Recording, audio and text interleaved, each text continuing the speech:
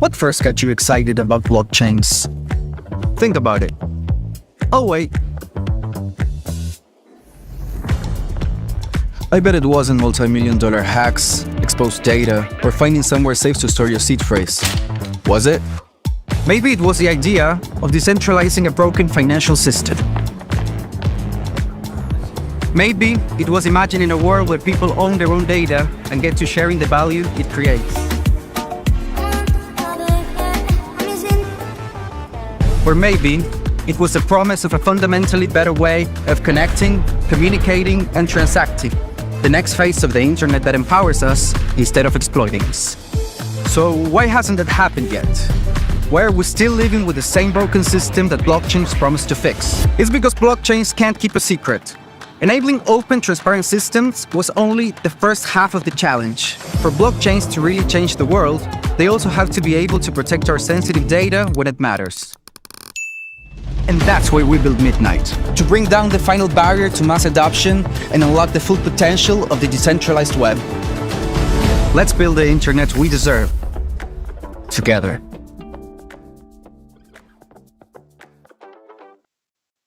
Ladies and gentlemen, we all know this in crypto. Ownership matters. That's why Cake Wallet. Cake Wallet gives you full control of your digital assets, all in one easy-to-use application. You can store Bitcoin, Litecoin, Zcash, Monero, and many more with just one secure backup. Swap between coins in seconds. No copying addresses, no complicated steps, and even includes Bitcoin Lightning for faster payments. And with Cake Wallet built in, you can use crypto in real life through debit cards or gift cards. Simple, secure, self-custody. Download Cake Wallet and take control of your crypto.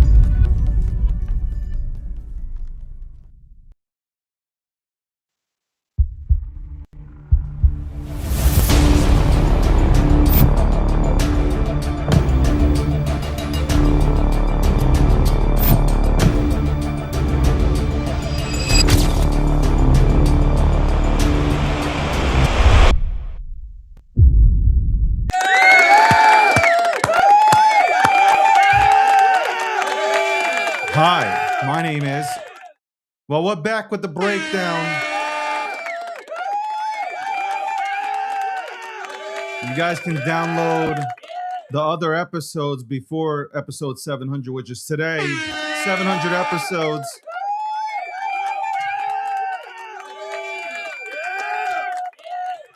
So now that I got it out of me, where I wanted to talk, have a few episodes where I'm talking about certain topics.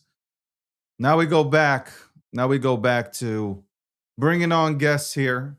Okay. Going back to bringing on guests.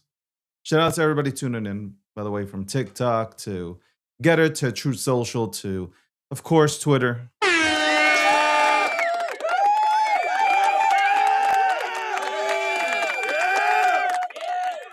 I was a little bit upset, man. I'm obviously training, man. Training and, my knee locked up out of nowhere. Unstable internet connection. Switch to auto mode for better experience. Really? Is my internet connection bad? I don't think it's bad. Came out of nowhere. Well, welcome back. Well, welcome everybody in the comments. Welcome yourselves back to the show. Welcome yourselves back to the show. Anyway, fuck, man. My knee out of nowhere locked up, man. I obviously I've been doing 2 a days and sometimes even 3 a days. Yeah, I gotta keep it to maybe 3 or 4 times a week of 2 a days and not completely go savage like an animal in the fucking gym. That's crazy. Yes, I was like, man, did I just fucking rip my ACL? PCL, MCL, man, I started thinking of all things. All right, cool. We're back. Today at 1 p.m. Eastern Standard Time, we have the FOMO app team coming on. So that should be cool. I like the application. Again, there's no partnership. There's no partnership. There is no sponsorship of this show. And speaking of sponsors, shout out to Midnight, the main title sponsor for the breakdown. We'll have Charles on tomorrow. Charles is coming on tomorrow. We got a lot of people coming on. We have a lot of people coming on. Okay. We have a lot of people coming on, 100%. Plus, I want to do giveaways. I want to do some giveaways. I might give away some Bitcoin. I don't know. I might give away some Bitcoin. So stay tuned. Like if you've been watching the program for a long time, you know how I do shit, man. You've been following me for a long time. You know how I get down. Okay. So I don't know. A lot of things I'm thinking about doing. Anyway, we'll have the team from the FOMO app on here. Again, I like the app. I like the app. If I want to shitcoin, I like the app, and I say that respectfully. I think it's a really good platform, especially for the memes, especially for tracking. Not that you want to dive into and look at whatever, meaning like look at people's fucking bank accounts, but it's cool to see what people are doing.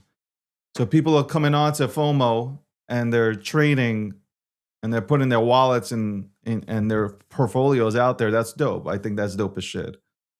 So there you go. Well, we'll talk more about it. I don't want to yap now. Polymarket is the official prediction market sponsor of the DG brand and also the breakdown. I'm waiting on this commercial. I am waiting on this commercial that I did so I can play a commercial of Polymarket.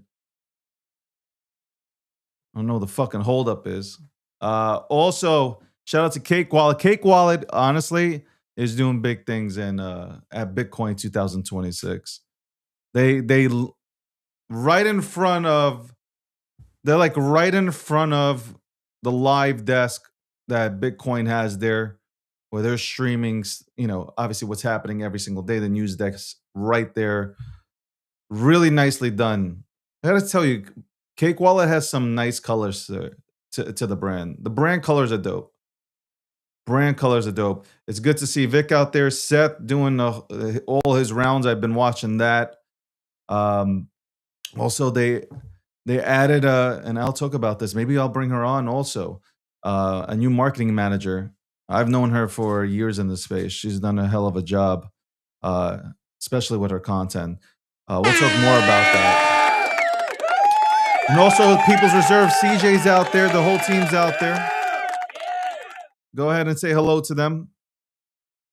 A lot of people are saying that Bitcoin 2026 is empty this year. But yesterday, I was told that it was pretty packed. I mean, you go to these events to network. You really do go to these events to network. You go there to network. That's it. You sit down, you listen. A lot of people are taking exception to the fact that there are institutional players there and political figures, and you're just like, bro, like these people are here, and you're gonna have to accept it, and you're gonna have to sit at the same table as them. I don't know why you're so fucking butthurt about people coming into our space. We wanted this for a long time. Well, you guys wanted institutions to go ahead and come in here and buy up all the goddamn Bitcoin and all the good assets. So God bless you, not me. And I say that respectfully because I have friends in the institutional world. I'm just saying, like, this was for us. This was for retail, and everybody was begging for institutional players to come back. So, or come back, or come in, I should say. Not come back, come in. And now you bitch when they're here. Why are you bitching? You wanted this. Listen, if technically speaking, if you're ahead of the game, if you are front running the banks, then you have nothing to worry about. You don't give a fuck who's here.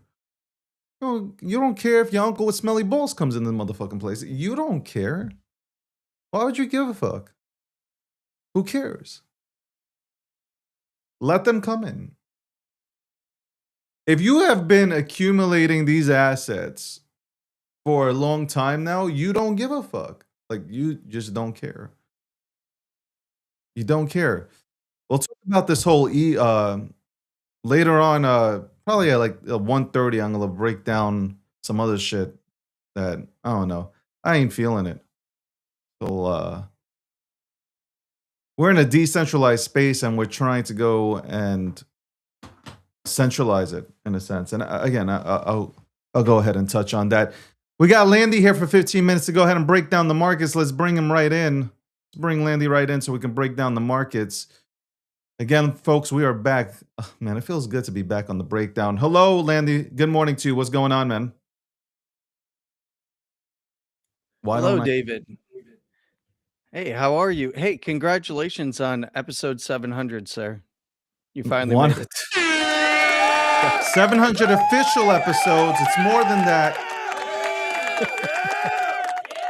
Just But a few. it's nice. Just a few. It's and plus you got the lost tapes. You got the lost tapes like the Dave Chappelle show. You got the lost Yep. tapes of the live shows. So there you go, guys. We'll come out with an official DVD for everybody. Man, that's wow, DVD. Anyway, wow, I went there. Landy, what's happening with the markets, man? What are we looking at? Everybody was excited, including myself. I wrote a whole goddamn thesis on Twitter, and then the next day, the markets went ahead and retraced Bitcoin specifically. What's going on here? Well, I mean, I've been looking for this correction off of this area 70 to 80 for quite some time. We've discussed it kind of at length. We're seeing a wider correction in markets, and this all goes back to what I've said prior, and that is that we need to keep an eye on oil prices, as that's going to directly reflect strength or weakness in Dixie and dictate risk on and risk off moves in the market. And in this case, we're seeing a risk off move, seeing profit taking, and the shorts that were built out in the TradFi sector, and of course, even here in crypto, start to play out to the downside as we're getting a bit of an unwind of spot. And as the arb trade was kind of getting squeezed, we're seeing a bit of an unwind back to support between 74 and 76, kind of the main support area to pay attention to here, that we are now getting into and tagging. So at this particular moment, a lot of people are kind of referencing what's going on in the Middle East again, and in particular the Strait of Hormuz when it comes to oil. A lot of this is supply and demand, though. A lot of ships have already been rerouted, and the conversation is very different for what's going on in that particular region, as we have seen the larger reroute of ships to come. A lot of them coming to the United States to get oil. So what does that really mean at the end of the day? Insurance costs are going to be higher because you have to insure for longer. The trips are longer. It takes weeks, and it's going to take weeks to meet demand. And we're currently seeing demand destruction in Europe and Asia. And that naturally happens as energy prices rise in general, right? Naturally spending less, traveling less, so on and so forth. Um, has an effect on businesses, and then of course that the entire economy and GDP as well. And what we were seeing heading into this, what I'm going to say was a very expected correction,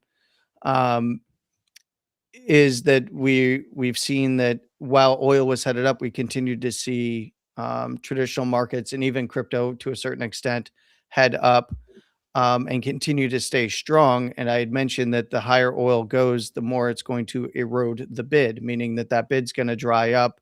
We'll see a risk off move.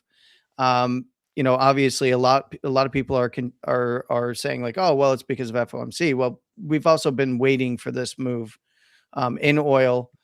After the recovery of 90 to 95 for WTI, support's holding up around that 90 to 95 region for Brent.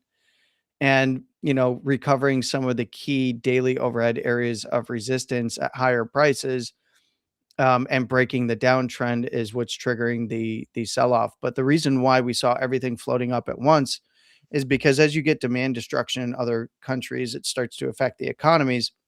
You're looking at capital flight to safety, and that being the United States, because where the energy is sustainable in terms of the highest production, and then of course being a massive exporter of oil as well, now, and then new deals being put into place for energy buys here in the United States. Well, it is a safe haven in comparison to those, even though we will feel the network effect of those price changes in energy. But as Dixie strengthens, typically Dixie up, markets down. We saw the capital rotation into the U.S. economy, into risk assets, bid them up, get the shorts, unwind the other side of the position, ride the shorts down, and see how things go with the energy markets. But I think that for now, traditional markets will correct into a bullish structure on the daily, potentially even the weekly. And it's all about where does solid support for Bitcoin come in? Does it come in the 74 to 76 area? Great. Then we have a chance to run the highs and potentially higher again. Really need to see Bitcoin break through and close above 80,000 to 80,500 on the daily to start hunting higher prices around 82.5 to 83 and potentially up to the mid 80s, around 85 to 86, and then kind of take it from there. But I'd be watching right now 74 to 76. If you see it fall apart, we're right back to the 70 to 72. And that's kind of dangerous because if we do get a bearish reclaim, that entire range below is in play again into the mid to low 60s. You think we go back into the 60s with Bitcoin? Directly from here, I could see a retest of the 70 to 72. And then it's about waiting for any kind of a breakdown or support to actually show. If we see strength there, first off, I don't operate on potentials. I operate on conditions being met, in particular on daily closes. In this case, I very much see that 70 to 72 is in play right now, especially on a rejection like this, coming off of a major area of overhead resistance. Now it's about, do we drop the 74 on a close, or do we go down below 74 and sweep into the 70 to 72 region and try to close back above 74? It's all about what the structure looks like on a closing basis on this particular move down. And I just watch it, if you want to just watch downsides, you watch 74. And if that does break, then we have either tested or will very highly likely test 70 to 72 next in like the following candles. I think on a higher term time frame, this is a bearish structure that was mean reversion to go test overhead resistance on a breakdown. So if you're asking me to speculate and purely speculate, yes, I think mid to low 60s is absolutely in play still, and potentially lower for another leg down. That has my thesis on that has not changed. The only way that would change would be on close over close price on the weekly above $98,000. That's where things would change in my assessment. And by the way, if that honestly, I gotta say, every single fucking Bitcoin fucking conference, it goes up and then it starts fucking going down. There hasn't been a Bitcoin conference that we haven't gone up and then gone down, man. Like it just there hasn't. Time of year, to be honest with you, a lot of it is because when it's scheduled and when markets tend to rotate. Well, they need to reschedule it because it looks really bad. Every single fucking Bitcoin conference up and then down, bro. Like it's just crazy. I would agree that it is cyclical in that matter, but honestly, it has a lot to do with the time of year, bull or bear market. It is kind of, we see price rising into these events, and it becomes the by the rumor sell the news kind of a thing, right? So I really don't. In this case, there is we're like guys. I can help Landy here. I have the perfect scenario to make sure that Bitcoin continues to go up, and that is to cancel the Bitcoin conference completely. There you go. There's my solution. Solution to all that stuff. Just cancel the motherfucker. Okay. Cancel it. Because I don't give I don't care what Landy says right now. Every single conference Every single goddamn conference, it is goddamn bear to bearish. I mean, like, for real, like it go it Yep. goes up a little bit. We're all hyped. I'm hyped. I go on the timeline. I'm putting my balls on the table and everything. Yeah, and then you have traders like myself right there with the knife waiting to cut them off, and ride the short No, but side you know down what? to support. I got excited. Okay, but like I sat back after. I got to tell you, like a few minutes after I posted, I was just like, man, you know what's coming, bro. Like you know what happens every single time when these fucking conferences pop up, man. Every single Bitcoin conference, you know, it's not. It is what it is. It just happens, man. Everybody load. I know how motherfuckers are playing. They load up and then bow on your head, bro. Like I don't care what time of the season it is. By the way, thank God it's Jerome's last speech. Okay, last FOMC speech. It's his Yep, last speech, man. but he's not Last going last anywhere though. time he might fud the fuck out of the markets too. He No, might fud the fuck out of the markets. doesn't matter. He might go Doesn't. down gangster and shit, bro. He'd be like, "Fuck you, Trump. I'll No, he's show going to be on you." the board. There's no way. There's no way.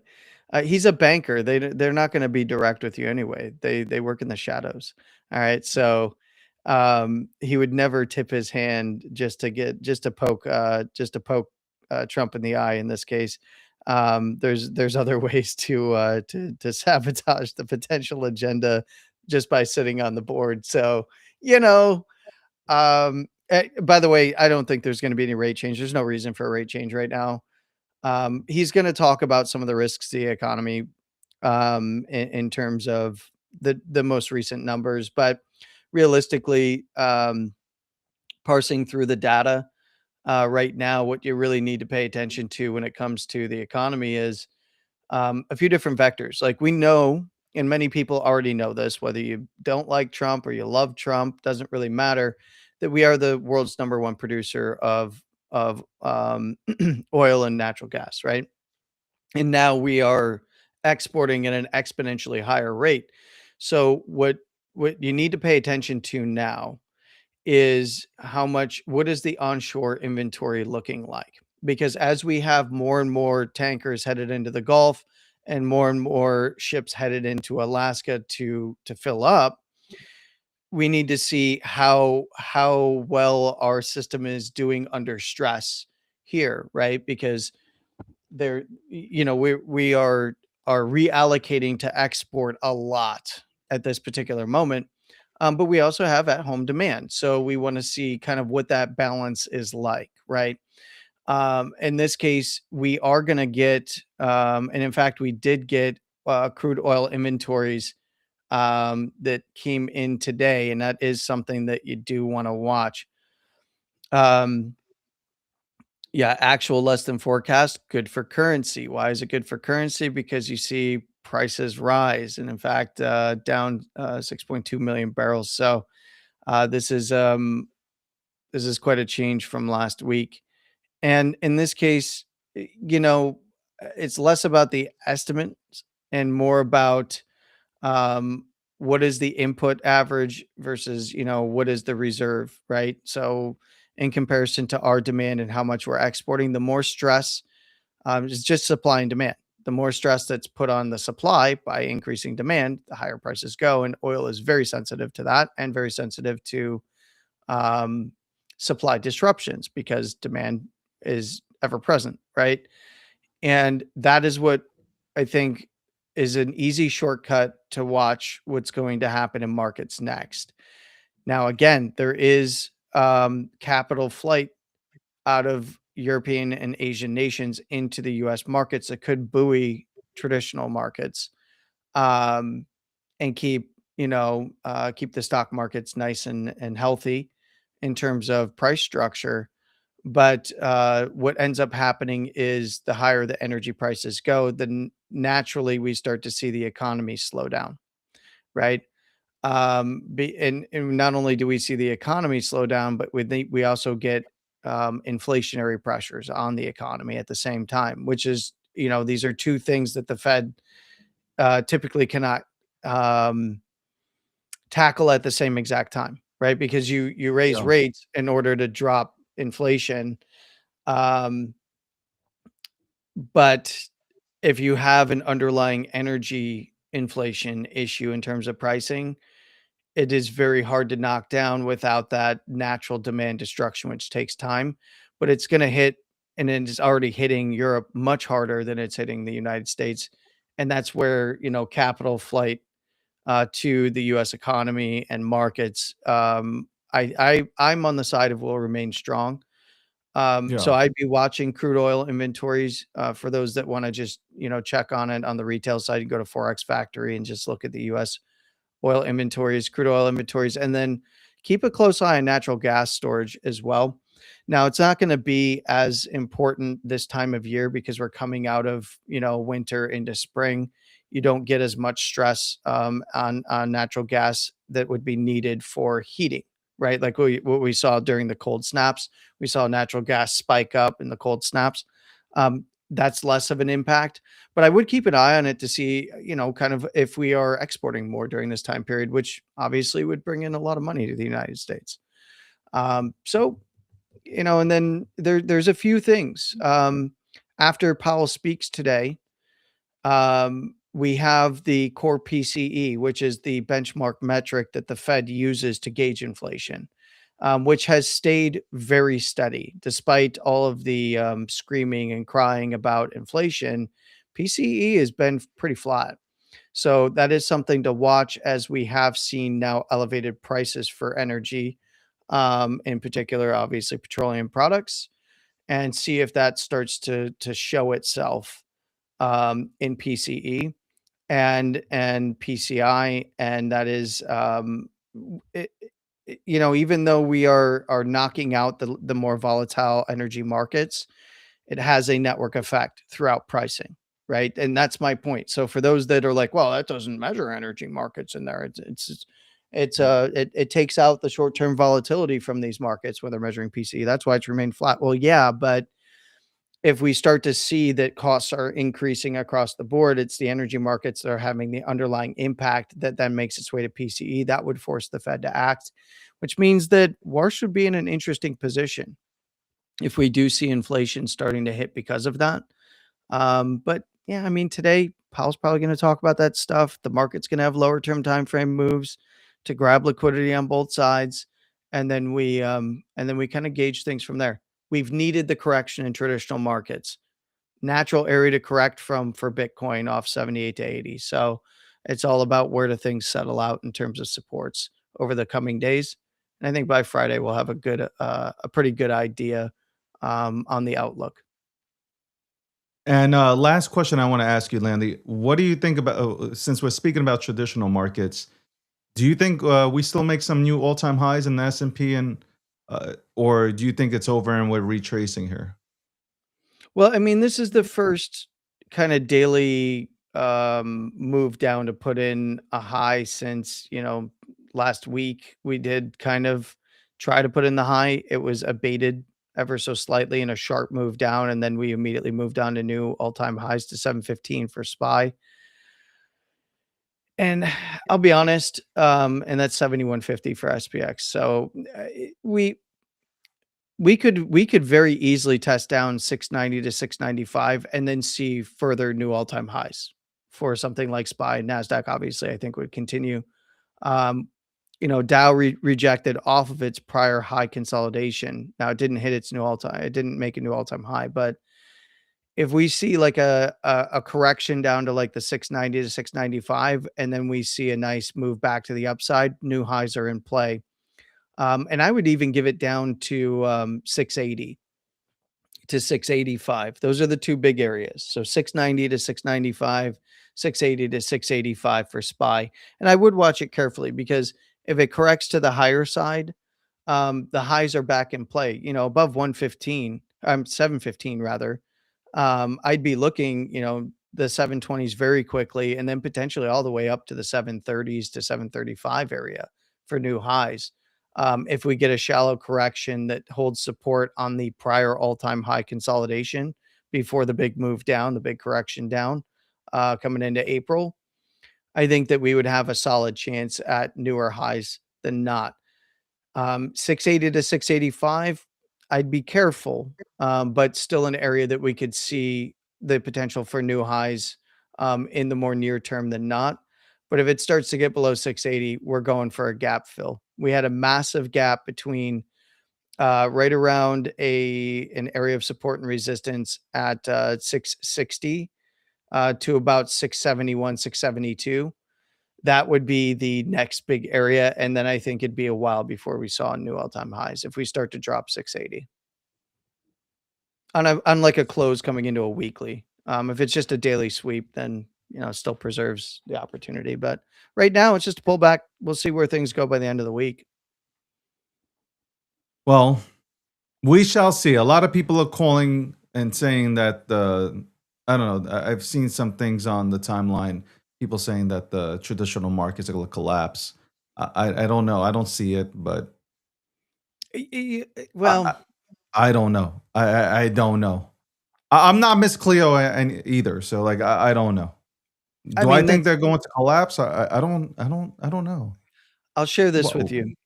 I talked to my mentor over the weekend. This is somebody who's long yeah, since we been didn't talk. retired from We markets. absolutely did not talk. Yeah, So no, why is a no. pounder? We didn't talk. This was my mentor that You got said me your in the market. mentor. I'm obviously your mentor. Yeah.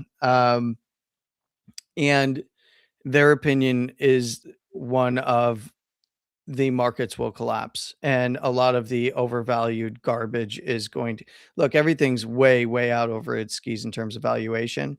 So I do agree with him in that regard. But he essentially we had a debate because I'm of the opinion that as we see demand destruction, which would continue even under normalized conditions, um, in terms of flows because of the lag effect and time frame that it would take to meet demand for energy in Europe and Asia, and then the even longer demand to refill reserves. Um, that forces capital flight to the United States because of the energy position of the United States and the fact that the United States is continuing to ramp up in terms of production of energy and across various sectors, but in particular oil and gas. So I'm of the opinion that that buoys markets because we see a capital rotation into the United States. We continue to see strengthening in the dollar, which does lead to downside corrections in the markets, but sets the floor higher in comparison. His contention to me is that what this will do is unwind all of the overvalued shit, as he put it, and we will see things collapse below the most recent lows and see a crash of potentially 30 to 35%. That is his position. I value his input. He taught me just about everything I know in markets. But we disagree on that particular point, and it's all about if he was right, great. I'm just gonna be a buyer, baby. Hell yeah, give me all the blood in the streets. I'm back in. I just League. honestly, I don't think if it does pull back, I get it, but I don't think Trump Well, that will wouldn't be a allow pullback. That would for the be an markets. absolute crash. And it would take Yeah, a while to see the recovery. But I just don't. I don't see Trump allowing for it. I think look, Trump would do everything possible to just like make sure that the economy booms. Whatever tools he has in his toolbox, I I just feel I like think he that would use them. I think that you're seeing that already, and that's, his team, um, taking the reins and courting other nations and a lot of businesses and a lot of funds that are fleeing the environment that they know they are in Europe and Asia and coming to the United States economy in various ways. Um, but there is always the possibility that Trump would not be able to avoid that type of a repricing in markets just simply because this is bigger than the US market. It is the global economy Correct. that is actually seeing its weight shift in a very negative direction.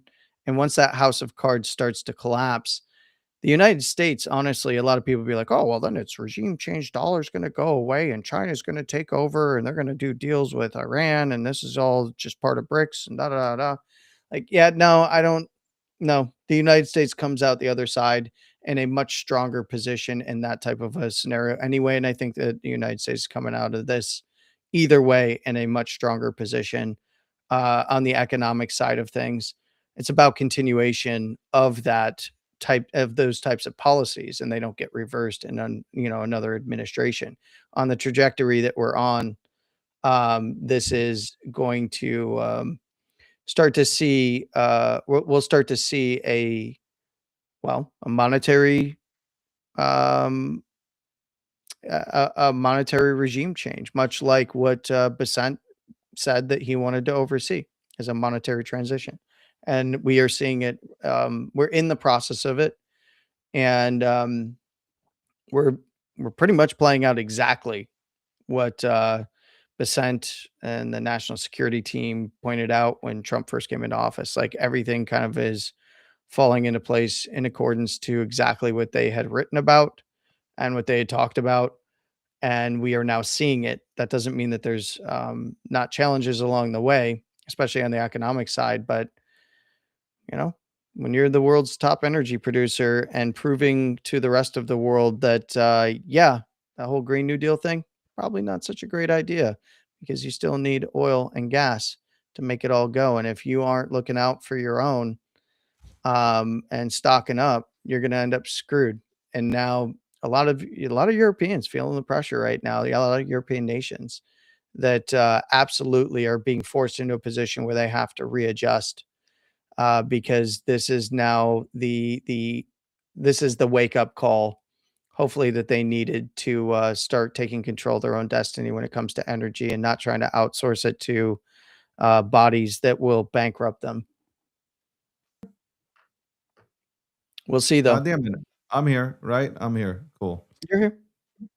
No, Did I you just disappear I for a faded second? out. All right. I just want to say you guys can tune in to Landy Mondays, Wednesdays, and Fridays. Holy shit, I am really my connection's all fucked up because I just fucking pressed something that I shouldn't have. I'll get it back working again. But again, Mondays, Wednesdays, and Fridays, 9 p.m. Eastern Standard Time. You can tune in to Landy as he breaks down the markets. Today's Wednesday. You can go ahead and tune into him, 9 p.m. He'll go ahead and break it down for you. Okay. I shall tune in to Landy and sit back and listen to what he has to say. Landy, thank you so much for coming on. I appreciate you. Little brother. Actually, no, big brother, because you're older. Am I? Am I? I don't I know if have no I'm idea. older, David. I don't know if I I'm don't older, know. but I don't know. I appreciate you having me on. Hopefully you can get your connection sorted out over there. And I look forward to watching the rest of the show. Thanks for having me. Thank you, Landy. Landy, the legend, the TA world champ, as he calls himself there. By the way, yeah, came on here today, man. It's all Landy, Landy, Landy all over the fucking place. It took me like 10 minutes to change everything around. Shout out to Landy, man. Again, also give him a follow on Twitter at CryptoLandy. And then you have his TikTok account, which he said he's going to do, some renegade dances for you guys while doing TA. You can tune in on that. What is it? What is his handle? Fucking at Landy.btc. Landy at .btc. Landy, there you go, man. See Landy on the next. See him tomorrow, but you can go ahead and catch him on Spaces. He's gonna be on like 90 Space, so you can go ahead and catch him break down politics and crypto and all types of stuff. Who is Natalie's gonna be hosting that, right? Nat hosts that with that New Yeah, York City accent. Nat I Nat know and Dave exactly where and she's from. Cool I know Crypto. like that. I know from her accent. I know exactly where she's from. Bottom line. Bottom line, the only thing I have to figure out if she's whether she's Puerto Rican or Dominican. That's the only thing I got to figure out, and I think I know where I'm going with it. So, all right, Thanks, David. thank you, Landy. Have a good one. That's Landy, man. It's Landy, the legend. A lot of people are DMing me, very concerned. I see. I can't answer it right now, but a lot of people are DMing me, very concerned about my knee. A lot of people are DMing me and they're more concerned about my knee than they are about the market. Okay. They're more concerned about my knee than the markets right now. Welcome to episode 700.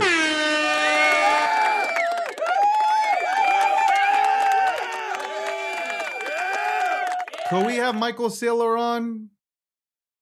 Are we going to have Michael Saylor on this week, or Peter Schiff, or Grant,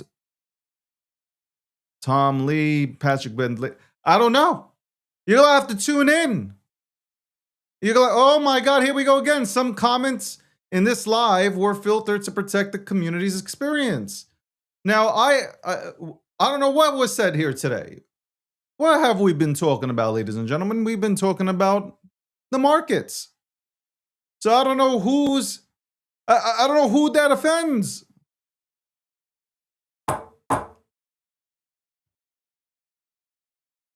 You know, I'm training for this. You know what? We'll be right back after this commercial break, because in 15 minutes, we got the FOMO team coming on. So for 15 minutes, I just want to talk about what happened yesterday. Be right back. What first got you excited about blockchains? Think about it. Oh wait. I bet it wasn't multi-million-dollar hacks, exposed data, or finding somewhere safe to store your seed phrase. Was it? Maybe it was the idea of decentralizing a broken financial system. Maybe it was imagining a world where people own their own data and get to sharing the value it creates. Or maybe it was the promise of a fundamentally better way of connecting, communicating, and transacting. The next phase of the internet that empowers us instead of exploiting us. So why hasn't that happened yet? Why are we still living with the same broken system that blockchains promise to fix? It's because blockchains can't keep a secret. Enabling open, transparent systems was only the first half of the challenge. For blockchains to really change the world, they also have to be able to protect our sensitive data when it matters. And that's why we built Midnight, to bring down the final barrier to mass adoption and unlock the full potential of the decentralized web. Let's build the internet we deserve, together.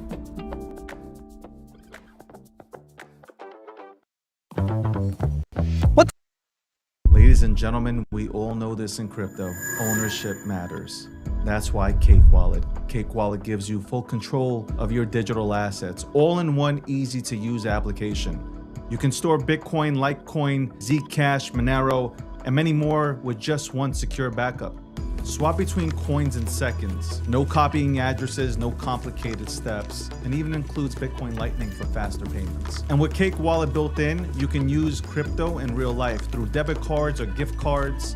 Simple, secure, self-custody. Download Cake Wallet and take control of your crypto.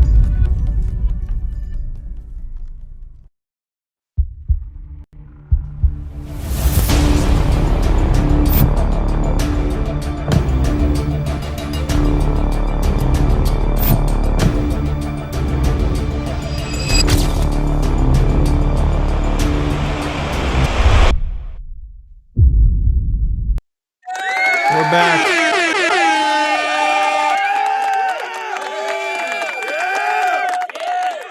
We're gonna get back to crypto talk, obviously.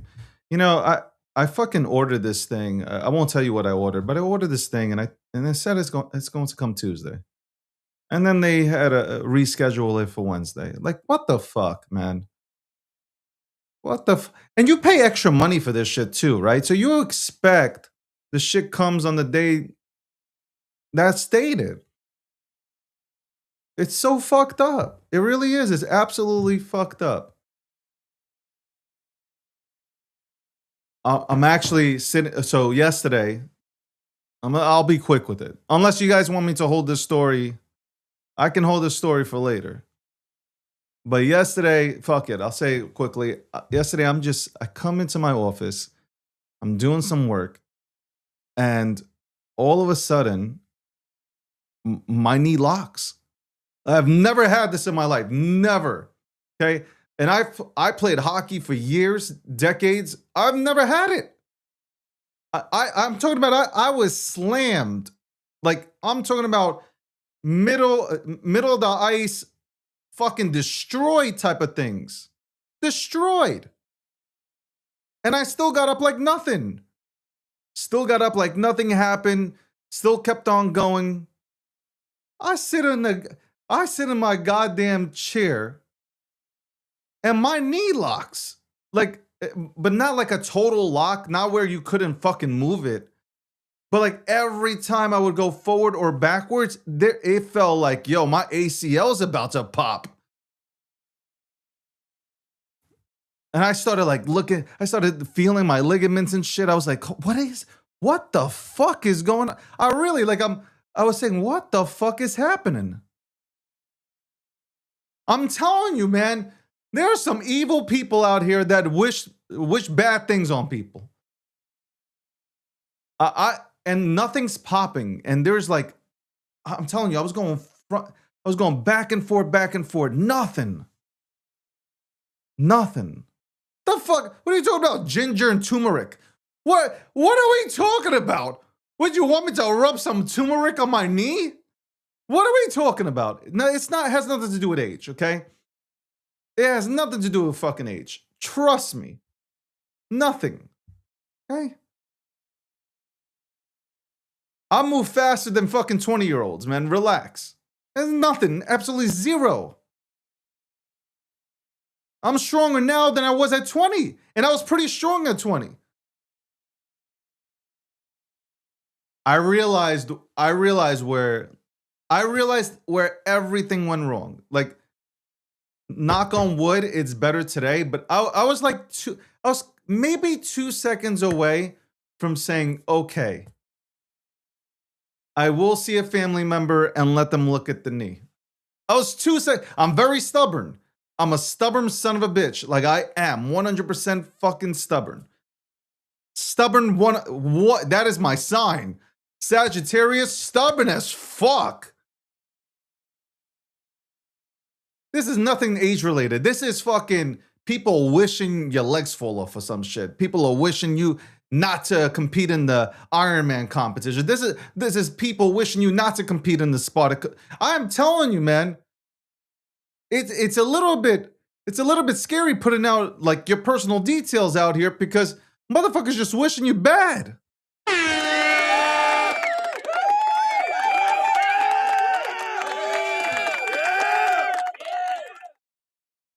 Nah, I was a little bit, I can't front. I was a little bit worried. I was like, man, if my ACL or my MCL or my PCL, whatever CL fucking just took a hit, I'm going to have to get surgery and I'm going to be out for like a good 12 months. And even at 12 months, even if I rehab hard and go hard at it, that doesn't like, it still might take a few months after that 12. Like, I was thinking of all the shit and how hard I'm fucking competing. And I'm talking about training to get to this fucking event, these 2 events. I'm training my ass off. Yes. So yesterday, I go on, like literally, here, I'm going to show you. Yesterday, I legit.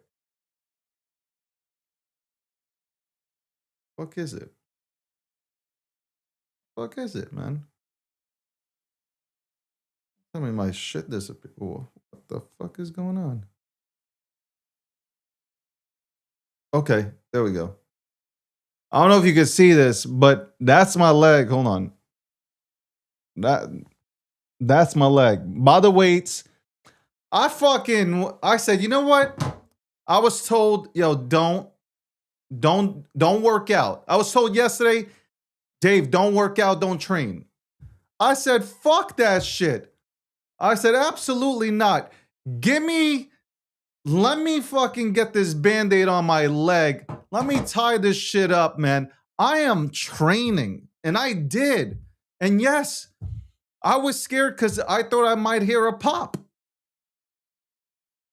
Yeah, there's a picture of me as a ghost. Nah, I try to do a dramatic effect here, man. I try to go all dramatic here.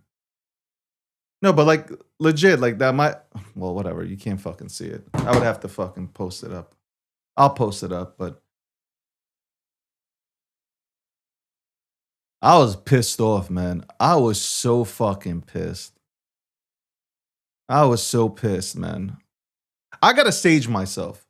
That's what I'm gonna do. I'm gonna sage myself because we got haters out here, bro, wishing me to like tear my fucking ACL and MCL. Okay, we got haters out here. That's fucking so whatever. I'm wearing this right under the knee.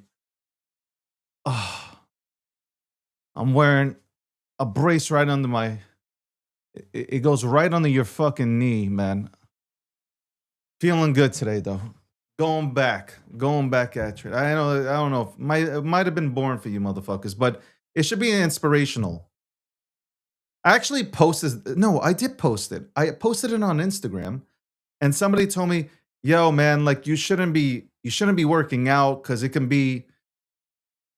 You know, your knee might be some. What the fuck did this person say? Hold on, I don't want to just fucking talk out of my ass. What did he say? Hold on. The fuck did he say? Hold on. I'll tell you what he said. He said, pain signal, listen to it. Sometimes it's not the knee itself, but the hips or surrounding areas. Now, which made me think, I started to do this new fucking ab exercise. I'm doing this new fucking ab exercise where my fucking, so like, I can't even explain it. I would have to take a fucking video of it. Maybe I'll do a live workout video. How about that? Some people have asked me to do a live workout video. Maybe I'll just do a live workout video. But I have my legs. They're holding on to a bar, essentially.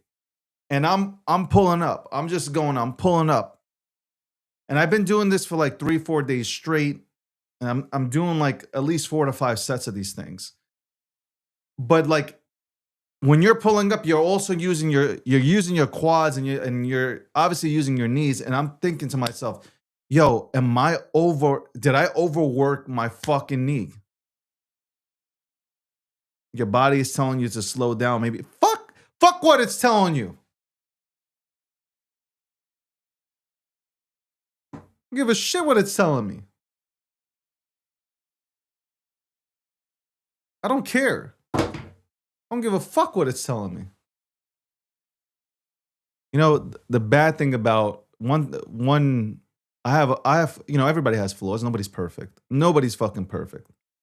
Nobody's perfect. I am super competitive. Like I am 100% super. Like put the word super in front of competitive. I am willing to die. That's the mindset that I have. I'm willing to die. There was no swelling, Tech. There was no swelling. Zero swelling. That was the whole thing. I was actually expecting to wake up today with a swollen knee. Like that's what I was expecting. And then I woke up, it was nothing. So I'm like, okay, like usually like, I don't know, ACL, MCL, like you would have a swollen knee. Like it would swell up. Maybe I tweaked something. I don't fucking know. I was thinking, could it be from my hips? Impossible. I stretch. I am like, I don't just go and work out and just take weights and start fucking lifting them. Like I know what I'm doing in the gym. I could do a split. We learned that in hockey. You do a split. Okay. You want me to go deeper than that? Yeah. Professional athletes or any athlete who knows about agility, especially European athletes, okay, unbeknownst to me, I thought I was going to this is the first time it happened. I thought I was going to a wrestling facility, okay, because my dad was a Greco-Roman wrestler. And I'm thinking, okay, they're sending me in for wrestling to make me more powerful and shit like that. These motherfuckers sent me in for ballet. You heard it right. Russian instructors, ballet. Ballet. No, I didn't put on no fucking tights. Okay, relax. But they sent me in for ballet. Now, I appreciate it.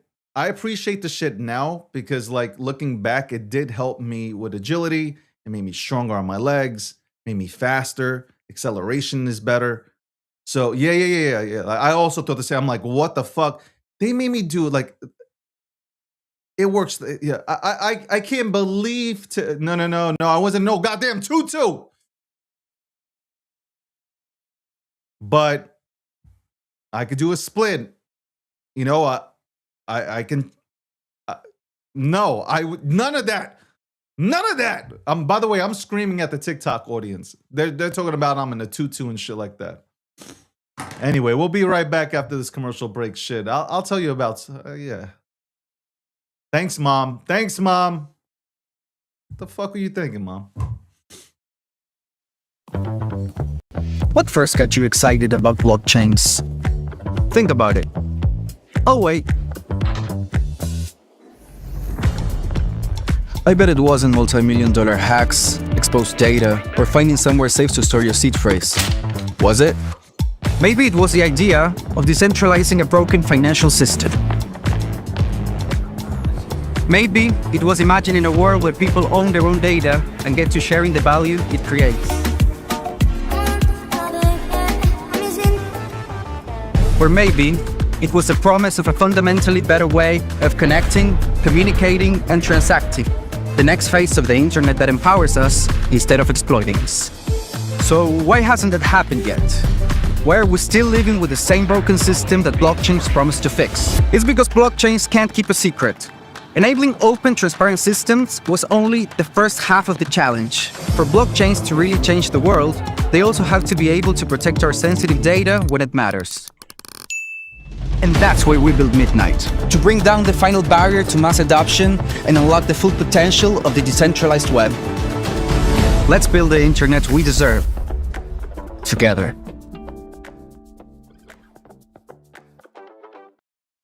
Ladies and gentlemen, we all know this in crypto. Ownership matters.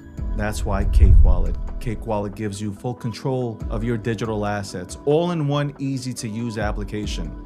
You can store Bitcoin, Litecoin, Zcash, Monero, and many more with just one secure backup.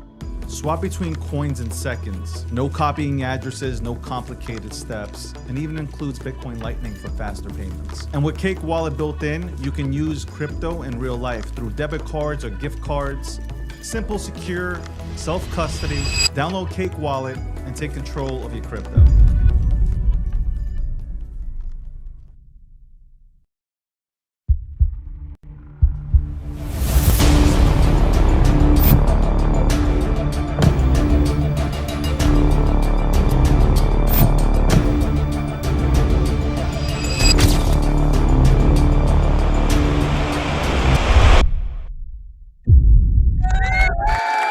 All right, we're back. And in the green room with absolutely no... Our staff sucks. I gotta tell you, they don't even give our guests water, bro. Peter Schiff was complaining about that. Peter Schiff said, "What is this still fucking candy in the back, and where's the water?" Unbelievable. Our staff is horrific, but we do have the entire. I think we have the entire FOMO team here. Let's bring them right in. What? Oh my God! I said bring them right in. And you can't even see them. Hold on 1 second. That's hilarious. All right, there you go. What's going on, guys? Doing well. We brought our own water, so. I'm sorry, man. Our staff is cheap. I mean, like, I get that I'm Jewish, but like, our staff is really cheap, man. It's horrific. But glad to have you guys on here. I really look. By the way, transparency. Like I've been saying, we have no deal here. I'm not sponsored by FOMO, but I've seen. A few weeks ago, I was rolling down the timeline. I download the app. And I'm like, this is cool as fuck. I'm like, this is, especially if you guys obviously take it to the next level. This is good. This is good stuff to see everybody, you know, not to track people's wallets, but to see what everybody's really doing. I thought it was really, really cool. What did you guys, listen, I'm sure people have done this before. I can't name the apps off my head, but Where did you get the concept from? Yeah, I think you're exactly right.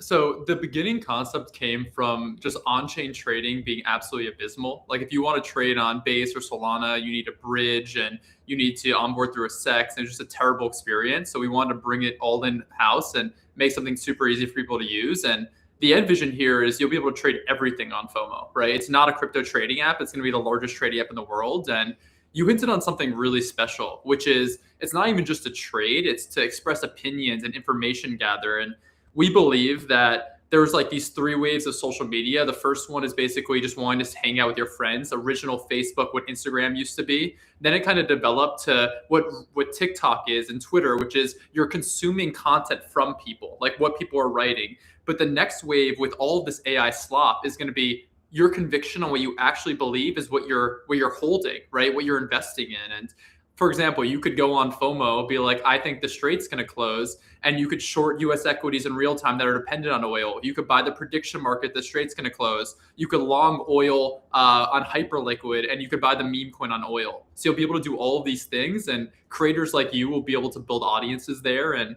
there's already people with over 100,000 followers on FOMO. It's just the beginning. So it's honestly really cool to see you find that organically. And I think you're going to be the first of many. So really appreciate the support. I did.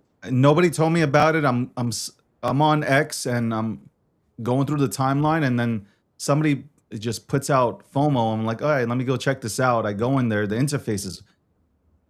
I like what you guys did. It looks the part. It's not just. It doesn't look like Craigslist. It just the design, the visual design is dope as fuck. And I was just like, all right, and this is cool. You know why? I'll tell you from my standpoint, the experience is cool because you get away. It's not toxic.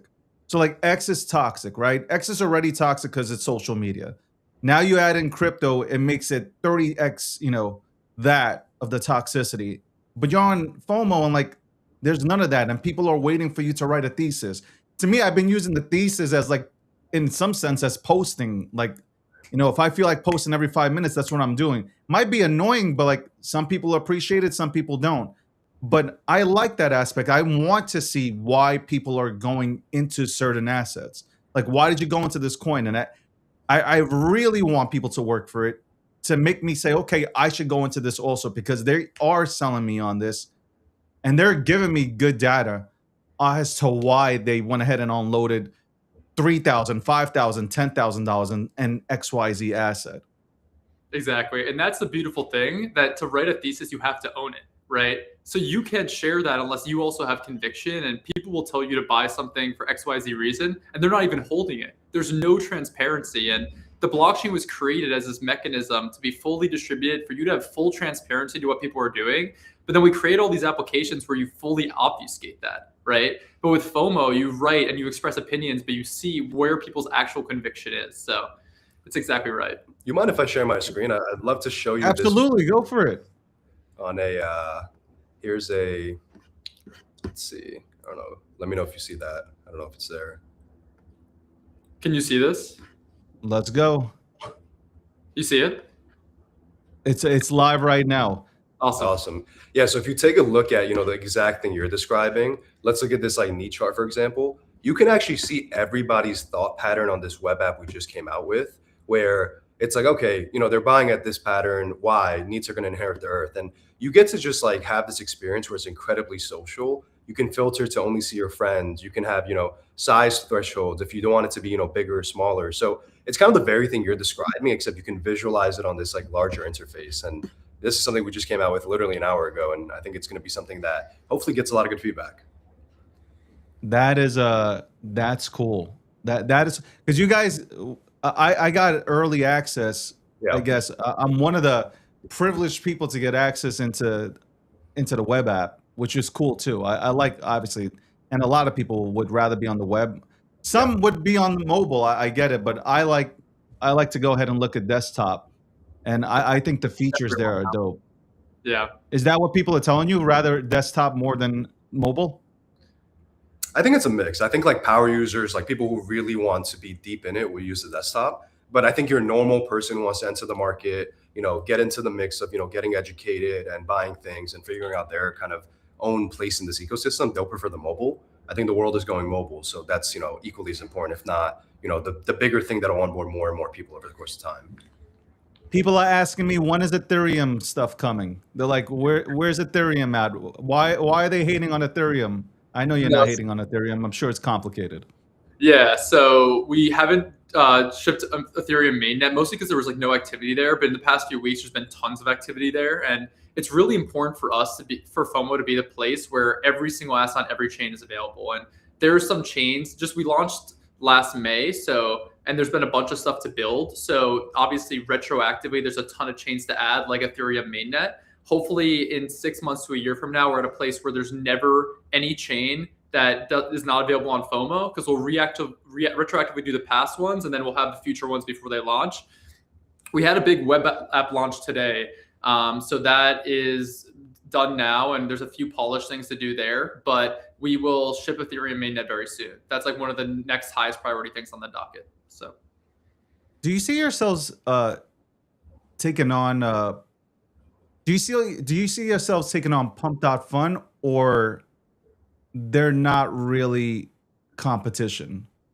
Because I can look at FOMO, like the FOMO app right now, and I'm not, and you guys don't have to answer any of this, but I can see down the line people kind of coming on here, and if there is an option to launch their own, tokens, are you guys more so like, are you competing with them, or they're not in your category? Or is it somebody like Moonshot that you guys are more so competing with?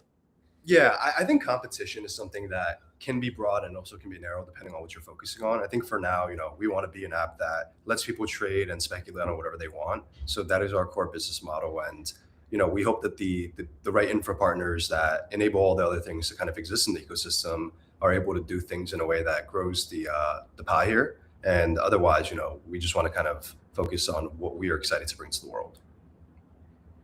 Do you see, are you guys has anybody reached out to you in terms of integrating with FOMO? As far as launchpads or? Yeah. Yeah, we support all the launchpads today. Even the newest ones that came out, like Printer is one that just came out, a few weeks ago. And we want to make sure that people can buy what they want on the platform. We're stewards of letting you buy whatever you want, regardless of where it exists or what it is. And that's how we want to operate our business. Somebody told me that you guys, and I'm thinking about it right now, and it does make sense. Base try to do this, and respectfully, at this point they failed at it, and people feel like you guys you've taken that kind of concept and you've made it better. What are your thoughts there? Yeah, I think first of all, we love the Base team, especially on the ecosystem side. Like FOMO does a ton of activity on Base, and we love that. I think that it's really hard to build a social application that isn't bootstrapped from the beginning. And I think like the transparency to what people are doing and giving access to all these different assets and really thinking from the ground up of what that looks like. Like it's not even Base app. We looked into eToro and Webull and all social apps across like finance. And we just think that leveraging the transparency of the blockchain and then being able to give an experience that, I don't know, people don't want to see random information. People want to actually see trades, right? That's what's found product market fit in crypto. So we believe that's kind of the secret sauce there. And we're seeing a lot of applications move in that direction. Welcome to the Breakdown, episode 700. We're here with the FOMO team, who's done absolutely a wonderful job. I really don't, like, honestly, like, I don't blow smoke up anybody's ass. If I don't like something, I don't like something. But when something hits, it hits. Like, I went on, I go and, what do we do? TikTok's live right now, and they're all like throwing questions right now. But I went live with this at like 12 a.m. in the morning, just trading on FOMO. And my whole thing is, I like the fact that I want to tell people on X that I'm on there, but I don't want to tell anybody that I'm on there. I secretly went ahead and just signed up, and I'm on there trying to build an audience there rather than bring my whole audience there, who some of them are mad toxic, 100%. They're rooting for you to fail. The same way they were rooting for me to probably tear my ACL is the same way they're rooting for any of my assets to go to zero. So like, I am watching the leaderboard. It's cool to see, like, I'm watching the same people up there. So they must be doing something right. Like, am I right with that? The same people are up there most of the time. What are they doing right? What are they fucking doing right? I need to know, what are they doing right? Because I have this $5,000 to $5 million challenge on FOMO. I need to know what they're doing right in your eyes. I mean, that's the point of FOMO, is to like, so you could track in real time, learn from them, etc. I think the same guys are at the top of the all-time leaderboard, obviously, because we've only been around for so long. But the 24-hour leaderboard, you see new people rising to the top there all the time, right? And it's impossible for everyone to hit every single trade. I think that there's just a bunch of different trading strategies, like just like having patience, and there's like a lot of other things there too. Say's a bigger trader than me, so I think he would have a better take on what makes a good trader. But yeah, I think we'll see. What makes a good trader? Let's talk about what makes a good meme, shit coin, whatever you want to fucking call it. What makes a good trader? Seriously, like you guys have the data now. Like you can watch it in real time, and you can really come out with a thesis, air quote, and say like what really makes a trader. I think there's three things here, right? One is like equivalent to every trader. It's just being detached from the outcome, right? The detachment from, am I going to make money? How much am I up? How much have I lost? And it's just a number on a screen, right? Almost treating it like a video game.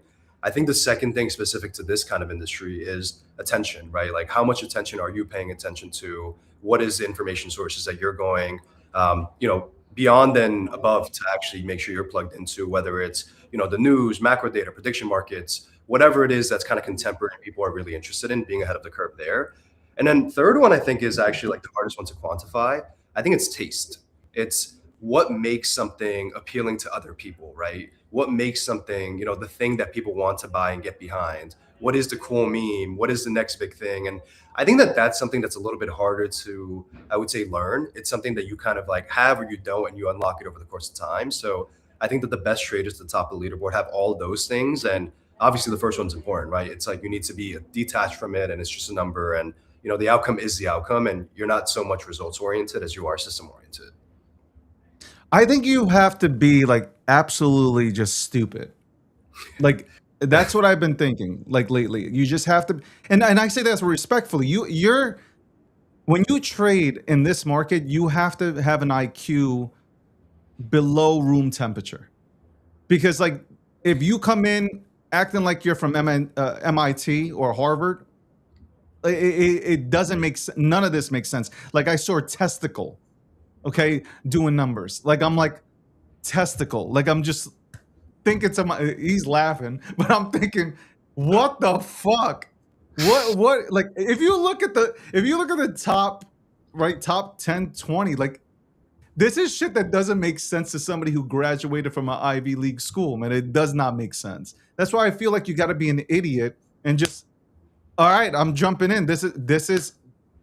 It makes me laugh, right? It makes me. It's some emotion comes out of me for this particular meme. So I think that, I don't know. I think I'm going to go to that route. Starting today on FOMO, I am going into things that just absolutely do not make sense. Like. I can't even say it on the air. Some of the things that have been put out there have absolutely made no sense, but they make money. So that's what it is. All right, cool. I appreciate you guys definitely coming on. I feel like you guys are like the Robin Hood, kind of like the Robin Hood of the trenches. If that's the way I would, my personal opinion, I think you guys are like just because it feels like, you guys said this earlier, it's gamified. Your application is hella gamified, and it just feels like, that you're just playing a game, and I just have to play it at a lesser level to maybe be more successful. That's really it. I think one thing that, that's kind of the current iteration in some ways, but, we're going to add perpetuals, which have crypto assets, tokenized equities, RWAs, commodities, and prediction markets. I think you'll kind of see that as the app develops and we add more products, you'll be able to determine like, what is your playing style? What is your flavor? What is your investment strategy? And that's going to be something that I think lets a lot of people find their own niche. And yeah, some people might like this game. Some people might like to do it a different way. Some people might like a mix. And we want to be the stewards of letting you speculate on anything in the world, regardless of what it is. you guys haven't done any like branding, right? Like really, you guys really haven't done like a huge marketing push, right? No, everything today has been organic. We have some amazing UGC creators, etc. But yeah, I mean, everything's fully organic. And we haven't done much brand building. We haven't done any paid marketing. We don't pay any traders to be on the app, etc. So yeah, I mean, I think there's a lot of room to grow. Robinhood's been around for 15 years. Everyone knows what Robinhood is. I don't think anyone really knows what FOMO is yet. So we're really excited to see what the future is there. And yeah, we're excited to see you on FOMO. And I know right now there's a limited amount of assets, like you mentioned, like Tesla coin, like these meme coins. But as we expand to other asset classes and you report on real world events, I think you'll be able to do that on FOMO by buying like real world assets. So we're really excited about that potential. And yeah.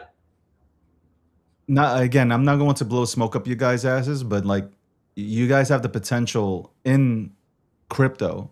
And obviously, it works out in crypto. You guys can, move on into other things, of course, but you guys have it's first to market. In my eyes, I haven't seen an app, and I'm being serious. I haven't seen an app that really works like this, where it's like social, like where you can actually interact with people. I haven't seen it yet.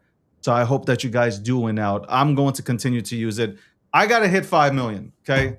I'm watching the leaderboard. I'm like looking at what they're going into. I'm watching, and I'm glad that you guys told us about other options that you're going to add onto the application. There are people in the chat that are wondering what you guys are adding on. I have some feedback that I'd like to send. I think it's good feedback. It's something that I tried to do yesterday because people send you tokens. I'm like, please, can you not send me shit? Because like, number one, I don't want to pay taxes on this. If like, I don't want none of your shit. Okay, I can afford to buy. Yep. But I have some things that I like to go ahead and tell you guys. I think it'd be beneficial for FOMO. But I appreciate you coming on. Hopefully, I can get you guys on next month as you continue to go ahead and elevate this entire brand. Yeah, we would love to be on, and we'll set up a group so we get. I think we have one, but we'll take your feedback. We'll continue to build into the app. We're very early here, and yeah, really appreciate having you as a user and someone to get feedback. And yeah, we'd love to come back on. Guys, Team FOMO in the back. I don't know if that's the Empire State Building, but it's definitely New York City. Shout out to you guys. Love that backdrop right there. And I will go ahead and reach out to you guys. Awesome. Thanks, David. Thanks, David. Guys, go check out the FOMO app, man. I'm telling you, I love the FOMO app. It is dope. It is dope. It's a dope application. It is an absolute dope application. Man, I'm telling you though, you got to be stupid. Like you got to be stupid. You got like, to me, like I would never in a million years go into something called Testicle. Like, am I right or wrong? Like, would you go into anything called Testicle? Somebody help me out here, man. Would you go into something called Testicle? Watch, whoever the team is behind Testicle, they're going to take this and they're going to run with this and say he was talking about Testicle. But by the way, I'm not just talking about testicles. This is actually a meme. There's an actual meme called Testicle.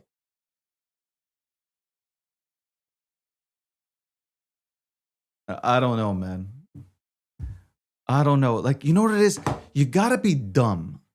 Like, and I say that, I say that respectfully. Hopefully nobody's taking offense to this. You gotta be dumb though. Like, if I showed you the shit that I'm in, like you'd be like, yo, like if you showed it to a normal person, they'd be like, what is this? Like every time I give, like for taxes. For instance, for taxes, right? When I hand in everything for taxes and my accountant looks at it, she looks at me and she's wondering what is wrong with me. She might think I have CTE. Like seriously, I think she looks at me like, holy shit, the amount of hits he's taken in hockey and sports in general with his extreme sports and everything that he does, maybe, just maybe, this motherfucker got CTE. He's buying dick butt, whatever this. He's buying all these. What the fuck is this? He's buying hippos, Mudang, and all this. What is wrong with this guy?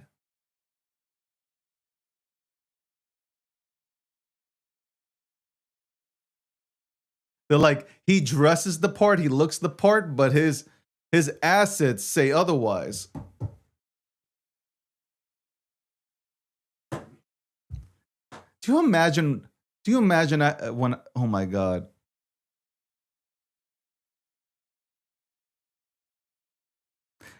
You know what? I remember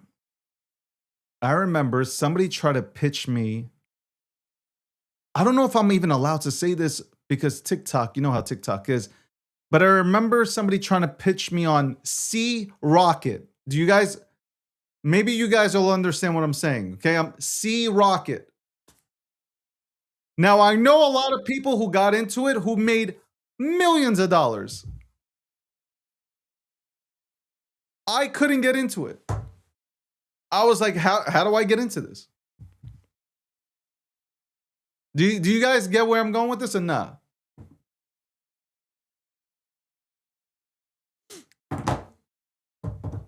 Sea Rocket.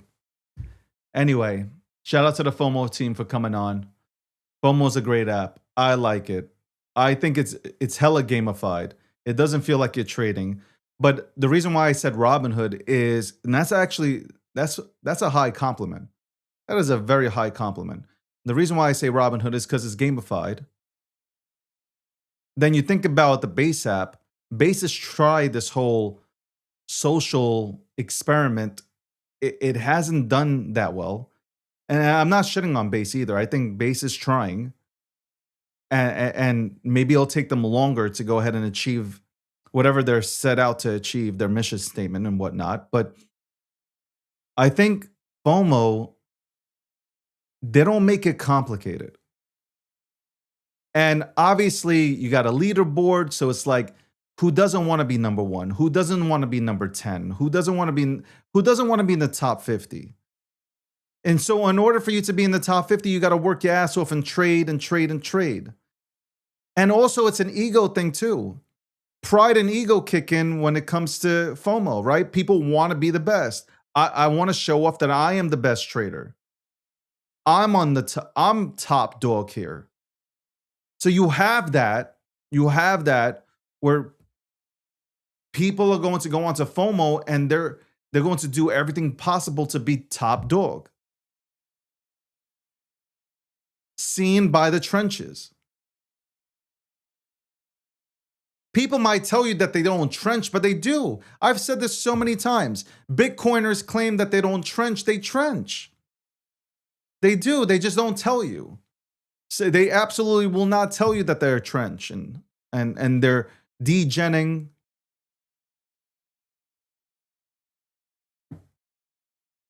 And I say this again. I think FOMO is definitely an app where you can go on there and you avoid toxicity. It's just like, let whoever, like, honestly, I don't even read comments anymore on X. I just post stuff, but I don't really read. I have notifications on a few people that I respect. Otherwise, whether they're talking about politics, crypto, finance, or it's some funny shit, right? That's it. I don't even read. I don't even know what's said. If somebody's saying that they fucking hate me, I don't even know about it. And nor do I care. I don't know about it. I don't care about it. I don't. I'm just going to post whatever I want to post and I'm out. I do this show. You're lucky that it streams to Twitter. It streams to Twitter. Great. I'm more focused on the other social media platforms. I will say that the engagement is slowly coming back on Twitter, but still, I'm focused on other stuff. But you go onto the FOMO app and there is, look at this. This could be a fucking infomercial the way but you go onto the FOMO app and it's not toxic. Is it competitive? Yeah, probably, but it's not toxic. It's not. That's why I don't want of course for FOMO, they want everybody to be on there, no doubt about it. But for me, I don't even want to deal with these motherfuckers from from X. All they do is ruin shit. 100%. All they do is ruin shit. Anyway, we'll be right back after this commercial break. What first got you excited about blockchains? Think about it. Oh, wait. I bet it wasn't multi-million-dollar hacks, exposed data, or finding somewhere safe to store your seed phrase. Was it? Maybe it was the idea of decentralizing a broken financial system. Maybe it was imagining a world where people own their own data and get to sharing the value it creates. Or maybe it was the promise of a fundamentally better way of connecting, communicating, and transacting. The next phase of the internet that empowers us instead of exploiting us. So why hasn't that happened yet? Why are we still living with the same broken system that blockchains promise to fix? It's because blockchains can't keep a secret. Enabling open, transparent systems was only the first half of the challenge. For blockchains to really change the world, they also have to be able to protect our sensitive data when it matters. And that's where we build Midnight, to bring down the final barrier to mass adoption and unlock the full potential of the decentralized web. Let's build the internet we deserve, together. Ladies and gentlemen, we all know this in crypto. Ownership matters. That's why Cake Wallet. Cake Wallet gives you full control of your digital assets, all in one easy-to-use application. You can store Bitcoin, Litecoin, Zcash, Monero, and many more with just one secure backup. Swap between coins in seconds. No copying addresses, no complicated steps, and even includes Bitcoin Lightning for faster payments. And with Cake Wallet built in, you can use crypto in real life through debit cards or gift cards. Simple, secure, self-custody. Download Cake Wallet and take control of your crypto.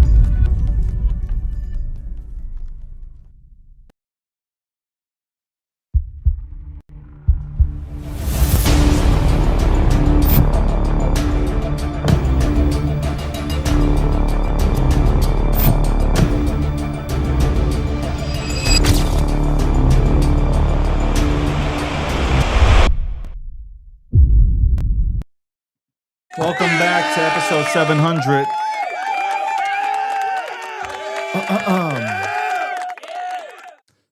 Welcome back. Okay. See, I shouldn't have told the story about the ballet stuff. See, like, never mind. A lot of you guys have never played sports, so how would you understand anything about ballet? First of all, I became so much faster. So much, like, literally, the agility, my legs became stronger. Like, are you kidding me, man? Stephon Marbury did it too. There's so many pro athletes that started to go and actually take lessons because of the agility. Go ahead and look it up. Look it up. I was just one of the. Oh my God. I don't know what's happening here, man. Oh my God. No, wait. Am I off TikTok again? Am I? Oh my! I can't with them. I can't with them anymore. I can't with TikTok anymore. Episode 700. Hold on.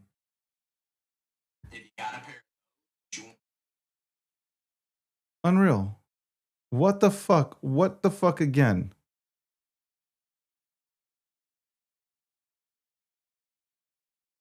What is happening? Are they only letting you like stream for like an hour? Like what is happening?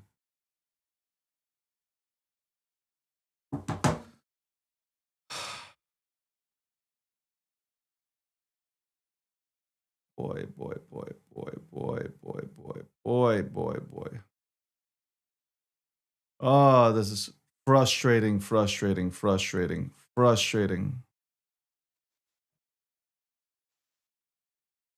This is frustrating. Absolutely fucking frustrating.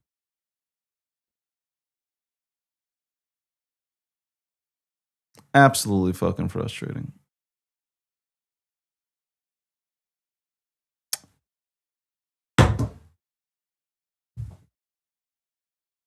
Again, I fucking again, man. This is so fucking frustrating.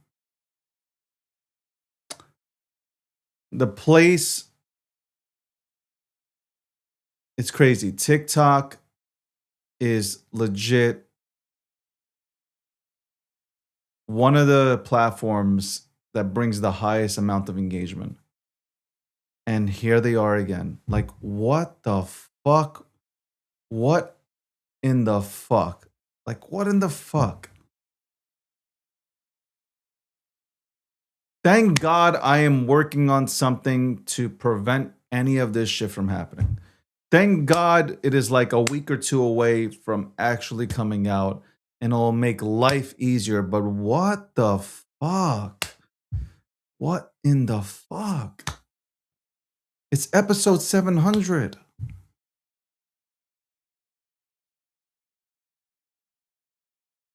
We had Landy on. He broke down the markets. I asked him some questions because I've seen on the timeline people talking about, hey, I think that the stock market is about to crash. I think crypto's about to, like, I've seen all these conversations. I wanted to get him to go ahead and elaborate on it. He said that his mentor, and I believe that I was his mentor, but apparently he has another mentor, told him that he believes the market is going to crash. So there you have that for a conversation. Also, I came up like what, two or 3 days ago, I said, hell yeah, the market's moving up. Let's fucking go. I was moonboying it. And then after I tweeted that out, a few minutes later, I was like, man, I forgot that there is an event called the Bitcoin conference going on. And we know what happens. Everything goes up and then it goes fucking down. And I totally fucking forgot about it. Totally forgot about it. 100% forgot about it. What else? We had the FOMO team on. And I was just, honestly, I brought them on more so to give them a lot of credit for creating an application that allows people to go on, trade whatever the fuck they want without having people from the left and the right just bitch and talk about, oh my God, look at it is absolutely a great fucking app to trade on. To me, that's how I feel. That is how 100% how I feel. It is a great app. You get to see what everybody's trading. You write a thesis, you can't remove that motherfucker. That's it. That shit is written in stone. Win, lose, or draw, you understand what was happening in that person's mind when they went into XYZ. I like that. Yeah, it was a Warren. It was a stupid move when I got a little bit moon boyish. I should have been trading against. That. I was busy anyway training, but still, I should have been trading against it. What's going to happen with Solana and Ethereum? Who's going to win out? Who's going to win? Who is going to win? Is it Ethereum? Is it Solana? For 1 week, and I said this to somebody. When Ethereum was popping off, I said, not that the memes on Ethereum can't come back. I just said, this is going to last a week. Everybody's coming back to Solana. It's just going to happen.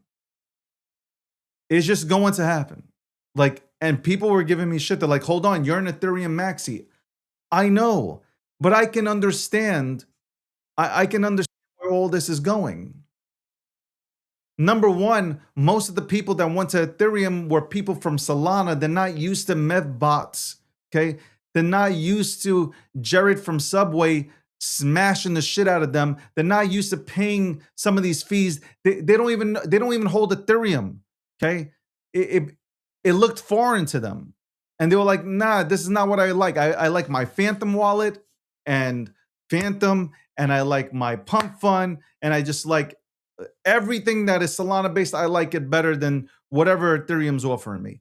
That is the truth. See, with Ethereum memes versus Solana memes, it's very simple. If you went over to Ethereum for a week, which to me it lasted like for a week. Listen, hopefully it comes back. Is it Ethereum's time to come back? Maybe it's not. Hopefully it comes back. But what you saw with Ethereum was somebody can buy, one person buys, or even like 9 to 10 people buy, and you're already at 1 million, 2 million, 3 million. You need the whole village buying on Solana in order to send things to 2, 3, 4 million. It's just the truth. Number one, obviously Ethereum's what right now, 22, 2300 versus Solana, where one Solana is 85, 84, 85, 86, whatever, in terms of pricing. So like you need the whole village to come in. It's one Solana in a dream kind of thing with people on Solana. That's just my take. And I stuck to that. I said enjoy while it lasts, because they'll take everything on Ethereum. And this is where you should be trading. If you're a trader, you're trading on all chains. Like people say I'm an Ethereum maxi. That's great. The only reason why you're really saying that is because a lot of my memes are on Ethereum. So I get that. I think the legitimate OG memes will make a comeback, 100%. I just don't know, unless the OGs gang together and finally say it's Ethereum, I don't see Ethereum winning. I just don't. I don't. Like I try to I try to come up with no, unless the OGs say it's Ethereum,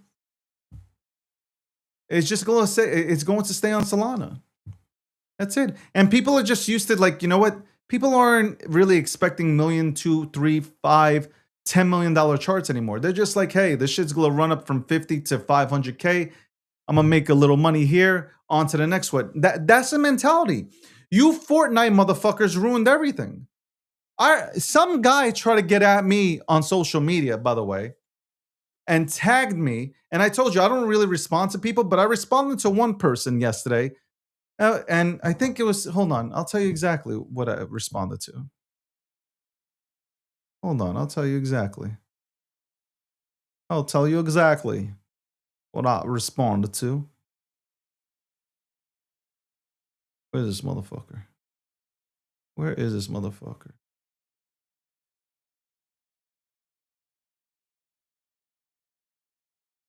Where is this motherfucker?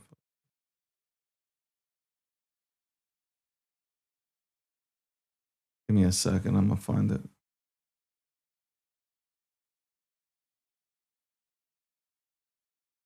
Where is this?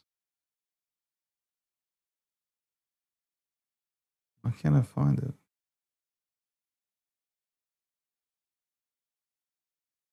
I can't find it. Fuck.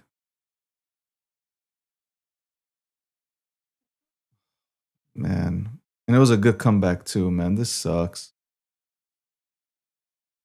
This sucks. It was good too, man. It was fucking good too. It was a good comeback too. Ah, man. It was a good comeback too. Anyway, welcome to the Breakdown, episode 700, sponsored by Midnight. Shout out to Midnight. Charles is all over the place. He's interviewing with everybody. Yo, Cardano, the Cardano community, man. What is up with you guys? Do you not understand that Midnight benefits Cardano? I'm keeping it simple for you guys. Midnight complements Cardano. It will help Cardano's ecosystem. Period. It does not hurt Cardano. Midnight helps Cardano. I don't know how you don't see it. I don't understand how you guys do not see that. So you go around and you make up some absolute dog shit, man. I don't get it with you guys.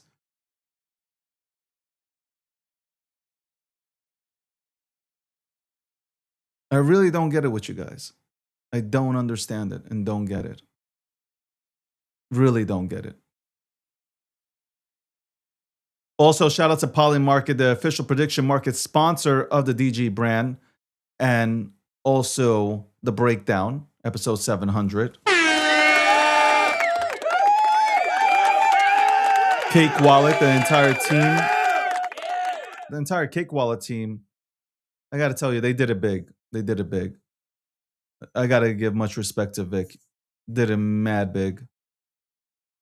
And whoever put the boot together and all that stuff, they did a great job because it's all visible. It's consistently visible on the stream. So shout out to Vic and Cake Wallet, one of the most secure wallets we have in our industry. That's what I'm talking about. When people reinvest money into their product, that's how you win. People's Reserve, CJ's there. CJ's talking, has talked, or will be talking at Bitcoin 2026. Check them out. People's Reserve. Use your Bitcoin as collateral. RWAs. Even they mentioned RWAs. The team, the FOMO team mentioned RWAs and where they're going in the future with the application. That's going to be big. That's going to be absolutely big for the space. We need more applications. Right now, nobody has solidified themselves as the one in this space. I just want to let everybody know that. Besides one or like Binance as an exchange, Coinbase as an exchange, they've solidified themselves as the big boys, no doubt about it. But nobody's really Uniswap when it comes to DeFi. Okay. But nobody's really solidified themselves. There's so much here that you can go ahead and produce or invent or innovate. It's crazy. There really is. There is a hell of an opportunity to build out here. Like if you guys cannot trade and the only thing you can do is like talk about products which you have no clue about, then maybe try building something. But I think a lot of you guys are too stupid to build something. But still, there is an opportunity for you guys to build out. AI and crypto are definitely going to be the next big thing. AI has slowed down a little bit because you don't hear so much talk about AI anymore. I said I knew this would fucking happen. People who don't get AI, who don't understand prompts, who don't understand how to use AI, are just going to say, you know what? Forget about this shit. I'm going to go back to trading. You even see it was overblown where, you had companies laying off people, and now there are people from major companies coming out and saying, you know what? This whole AI thing was completely overblown. Like we shouldn't have laid off so many people. By the way, my Cash App commercial is coming out.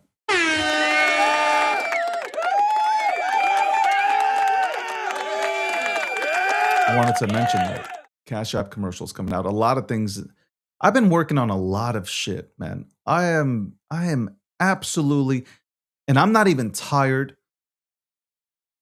My sleep has to get better though. My sleep 100% has to get better. I have to start going to sleep at around 9, 10.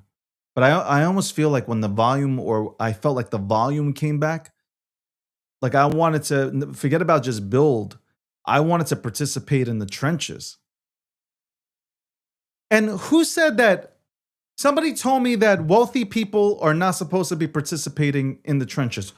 What the fuck are we talking about? I'm in crypto. What am I supposed to do? Retire from crypto and do what? Play chess? I play chess already, but what am I supposed to fucking do? DoorDash? Like, what do you want me to do? I swear to God, this crowd is... I held my word back. That's what a professional does. I held it back just now. By the way, I wasn't on here to talk about this subject. President Trump. White House Correspondents' Dinner. Another assassination attempt on this man's life. I'm happy that some Democrats have come out and condoned this. They really came out and they said, this is not cool. But a lot of them have said nothing.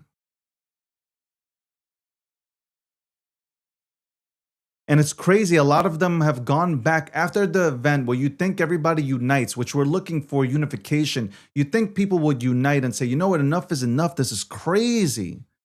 This is absolutely crazy. Because if it can happen to Republicans, it can also happen to Democrats, God forbid. Like, why would you be encouraging this madness?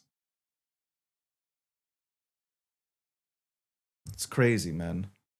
By the way, I'll also be on tonight at 8 p.m. Eastern Standard Time with Rob Nelson.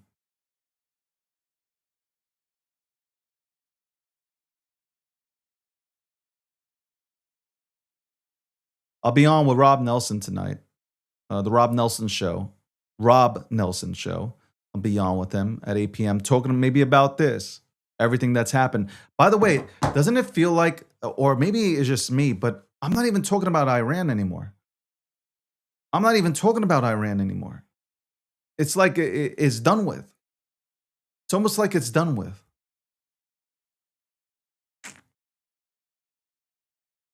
Man, I just went through a whole lot of topics.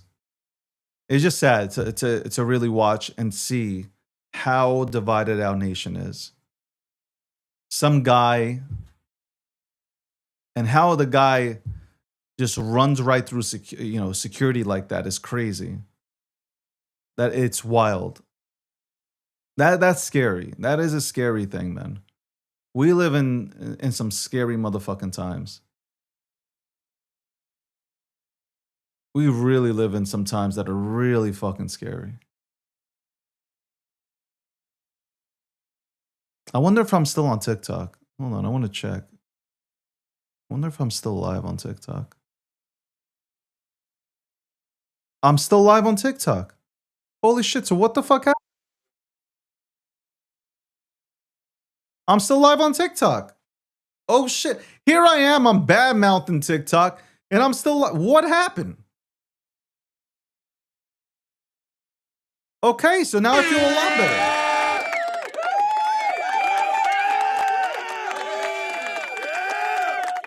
I also forgot that I said that I was going to get naked for episode 700. Listen, maybe it happened 705, 706. I don't know. I might have to take a poll. Actually, I might make an OnlyFans like that chick did from, was it American Pie? Is it American Pie? That chick from American Pie? Elizabeth something, right? Elizabeth, fuck, what's her name? I don't know. Elizabeth, somebody help me. Somebody help me here. Elizabeth, is it Elizabeth even? Help me out here. Help a brother out here, man. What's that woman? What's that girl's name? Well, now she's a woman. Older woman's name that went to OnlyFans and she made $1 million. She made $1 million. $1 million in a week doing OnlyFans. $1 million. More than all is something to the fact, I read it in a New York Post. It's more than she's made in 3 of her. Shannon Elizabeth. There you go. Shannon Elizabeth, who is probably on your, a lot of you men that are watching right now, she was probably your fucking wallpaper on your phone. She made $1 million. And I'm thinking, hold on. Me, if I'm giving you, I was thinking, I put out a picture of me and my sexy ass body for free on the internet. I need to open up an OnlyFans. What am I doing? I should open up an OnlyFans, man. Like, just fucking here. I'll post sexy ass pictures of myself after a workout. Like, what am I doing? What am I doing? Why not?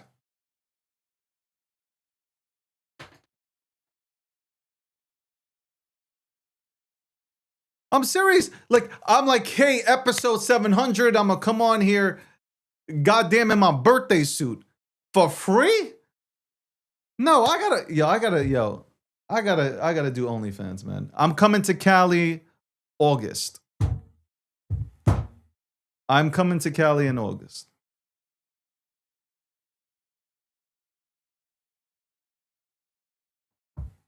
I can't tell you the date because, man, haters out here, bro. Some people know the date. Some people do. Somebody asked that question, I had to answer it. Okay, you serious? I know a lot of men and women who would have paid. Hey, listen, I am serious about hold on. I'm telling you right now. Even though I think OnlyFans has really done a horrific job for society, I am so down to. Could you imagine? OnlyFans doesn't have to be about nudity. What if I go ahead and put on Speedos?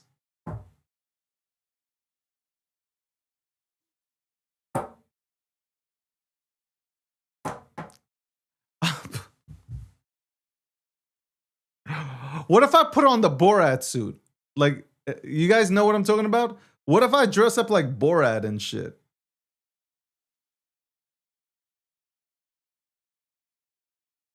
Cooking show. There you go. I can do a cooking show. I can do a cooking show with my boxer briefs on. There you go. Oh my God. Nobody's doing this. A cooking show with my boxer briefs on. And then after the cooking show is over, I can go on to TikTok shop and sell you some pans and shit.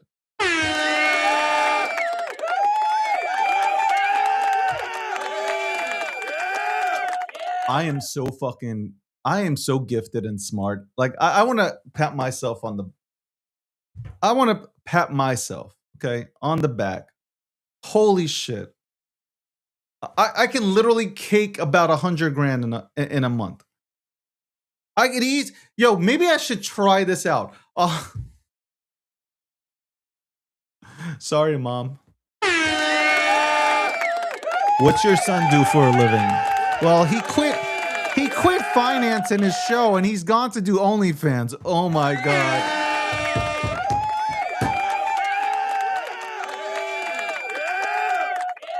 Only with me, man. Only with me. Only with me.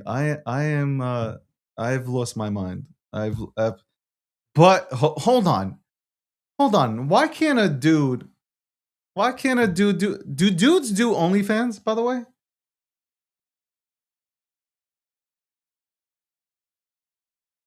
Hold on, do guys do OnlyFans?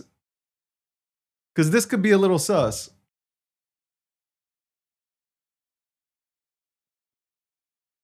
Do guys do OnlyFans, really?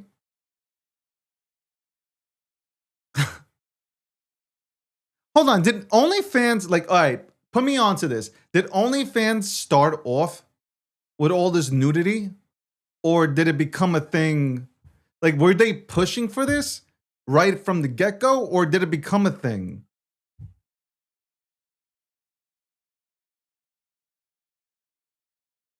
Did it become a thing?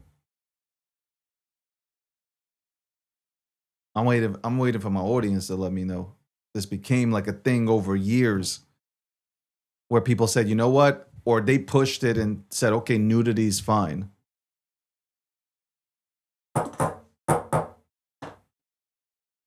That's crazy.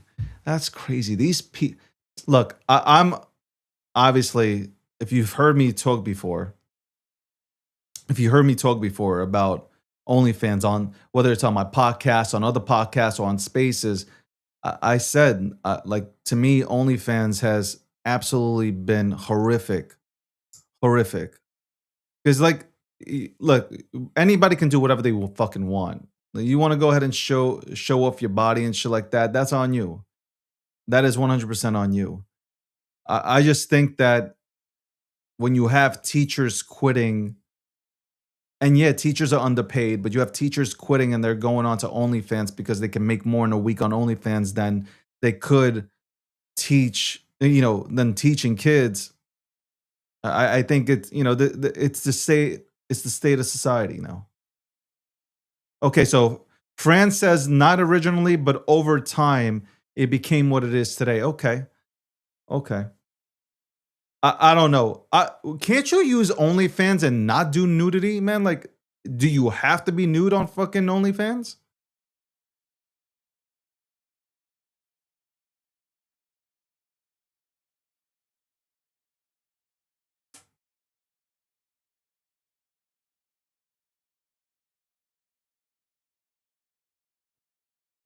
Maybe I don't know. I should. You don't have to be. Yo, maybe I'll do like. Maybe I'll go on there and be like, "Hey, I'm the." I gotta. Maybe I'll do this as a joke.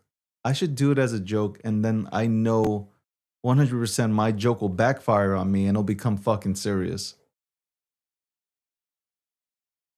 I can do lingerie. What the fuck are you talking about? I'm not putting on no What the fuck are we talking about here?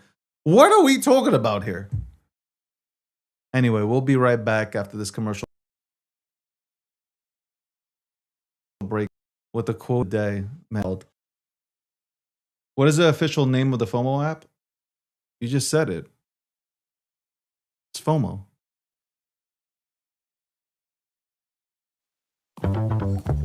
What first got you excited about blockchains? Think about it. Oh, wait. I bet it wasn't multi-million-dollar hacks, exposed data, or finding somewhere safe to store your seed phrase. Was it? Maybe it was the idea of decentralizing a broken financial system. Maybe it was imagining a world where people own their own data and get to sharing the value it creates. Or maybe it was the promise of a fundamentally better way of connecting, communicating, and transacting. The next phase of the internet that empowers us instead of exploiting us. So why hasn't that happened yet? Why are we still living with the same broken system that blockchains promise to fix? It's because blockchains can't keep a secret. Enabling open, transparent systems was only the first half of the challenge. For blockchains to really change the world, they also have to be able to protect our sensitive data when it matters. And that's why we built Midnight, to bring down the final barrier to mass adoption and unlock the full potential of the decentralized web. Let's build the internet we deserve, together. Ladies and gentlemen, we all know this in crypto. Ownership matters. That's why Cake Wallet. Cake Wallet gives you full control of your digital assets, all in one easy-to-use application. You can store Bitcoin, Litecoin, Zcash, Monero, and many more with just one secure backup. Swap between coins in seconds. No copying addresses, no complicated steps, and even includes Bitcoin Lightning for faster payments. And with Cake Wallet built in, you can use crypto in real life through debit cards or gift cards. Simple, secure, self-custody. Download Cake Wallet and take control of your crypto.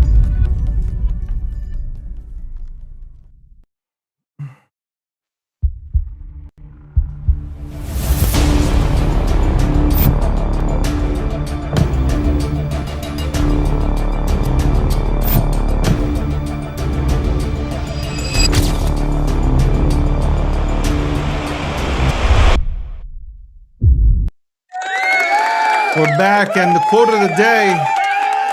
By the way, thank you very much to everybody tuning in. I don't know what happened on TikTok. For me, it went blank.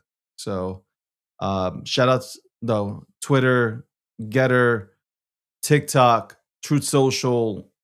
Hopefully, keep saying this for the last fucking months, but hopefully Instagram and Facebook are to come here. That'll be cool. And we have a lot of people coming on here. I've spoken to a lot of people to say, okay, it's time to bring on guests, man. It's time to bring on guests. Time to have some conversations. It's time. I just wanted to take I just really wanted to take a month or two just to myself, man. Just to come on here and just shoot the shit. You know, have convos with the audience, but let me go ahead and go to the quote of the day. That I'm working out. After I'm gonna work a little bit, I got one or two calls, and then I'm working out. I don't give a shit. Okay, I don't give a fuck. I don't give a fuck. If my knee tweaks, then it is what it is. I pray to God, God, please keep the evil away from me. Please. If anybody's wishing it on me, I hope it happens to them 10 times. Anyway. I'm going to read two things out. One really hit me yesterday as I was on the treadmill. One really hit me because I read it. I was reading it and then it hit me like right at the end. This is not the quote of the day, but it was something that I read. It was something happens and my first thought is still, I need to tell dad. And then the memory hits all over again. He's not here. That shit hit. I'm not gonna front. There have been times where something amazing fucking happens, and I just want to like, oh, let me go to. I'm watching sports, for instance. I'll watch a sporting event. We both love, obviously, hockey. We love football and shit like that.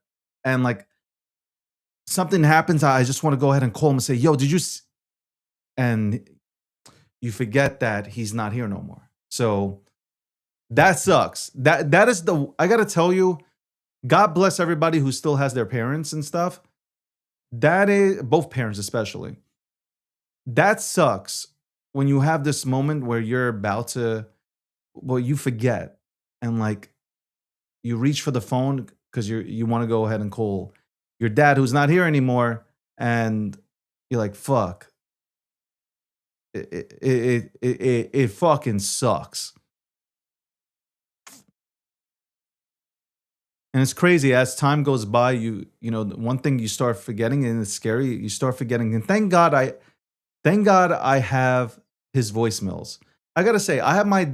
That's the only thing that allows me not to forget. And obviously, I have some videos, but I have voicemails from, obviously, from my dad leaving me messages, and a lot of them are hella fucking funny. Like they are absolutely 100% funny, and I played them back to remember his voice. Here's the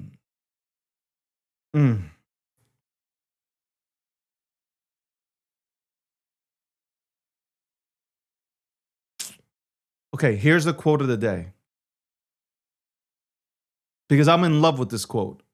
If you can overthink the worst, why can't you overthink the best? Let me say that again. Quote of the day is, if you can overthink the worst, right? A lot of you guys do it. You overthink the worst. Why can't we overthink the best? So let's do that.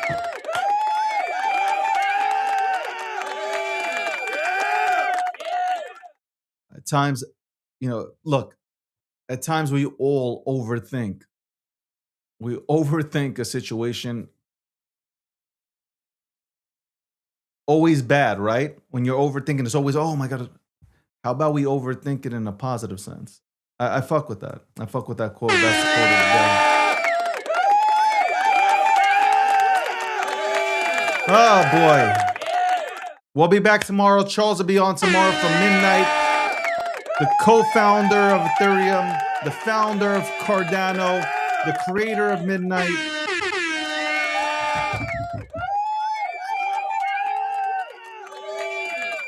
Friday, we got people coming on.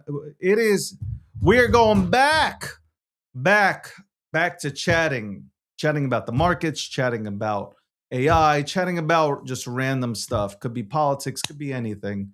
I appreciate you guys for tuning in. I appreciate you guys. Do you have a promo I could pass around? Promo of what? OnlyFans? What are you talking about?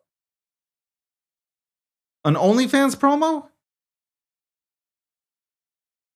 Fran, what are we talking about? Oh, FOMO. I do have a link where you can like register on, you can register under my thing to sign up to FOMO. I'll go ahead and throw it to you. Cooking in boxers. Only on OnlyFans, cooking in boxers coming soon. Anyway, guys, I hope that you have a wonderful day. It is 2:08 p.m. Eastern Standard Time on my side. I'm going to go work and then work out. And then I'm going to appear on Rob Nelson's show tonight at 8 p.m. Eastern Standard Time. You can tune in as me and him go battle each other about what's happening in the world today. I don't want to say it's a battle. It's a conversation. It's a heated debate at times. It is what it is. On that note, I'm out.